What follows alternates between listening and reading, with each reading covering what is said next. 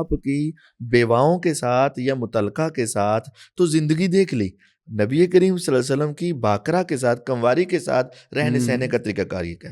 اور دوسری بات سیدہ عائشہ رضی اللہ کے ساتھ حضور کو جو دلی لگاؤ تھا نا، ایک تو کئی خوبیوں کی وجہ سے تھا، ان میں سے ایک بہت بڑی خوبی کہ وہ سب سے زیادہ سمجھدار، عقل مند، دانا، باوجود اس کے کہ ان عمر چھوٹی ہے لیکن فصاحت و بلاغت اور فقاہت اور دین کو سمجھنے کی جو صلاحیتیں اللہ رب العزت نے ان کے اندر رکھی تھی نا، وہ شاید کسی اور میں نہیں تھی.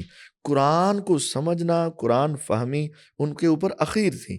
تو اللہ رب العزت چاہتے تھے کہ ایسی عورت ہو جو دین کو بڑی ڈیپلی جا کر سمجھے.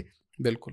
اور 2000 سے زیادہ روایات بیان کرنا کوئی چھوٹی بات تو نہیں. اور دیکھیں باقی جو بیوگان تھی نا آپ کی بھی ازواج مطہرات، ان میں سے بہت ساری ایسی تھی جن کے پاس اولاد تھی، اور بہت ساری ایسی تھی جو اپنے گھریلو معاملات میں پیچھے کی وجہ سے ذرا پریشان بھی تھیں.